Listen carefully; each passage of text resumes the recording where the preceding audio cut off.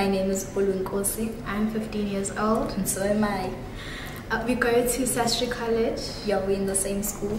Okay. Our idea is making dresses and designing dresses for plus size people who are not catered for in normal shops.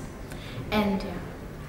And sometimes they feel that they can't find dresses because they're curvy, or they feel like they're big, and then they feel like they have to cover themselves up in sex and go to the matric dance.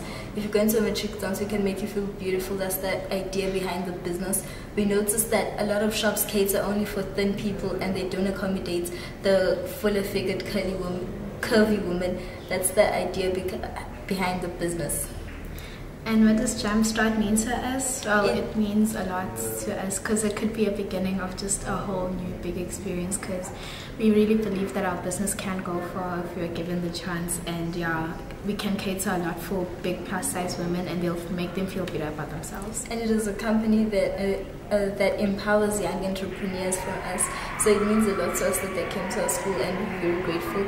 And it really means like the world to us, because they actually saw us and they empowered us, and they're giving us the opportunity to actually start our own business.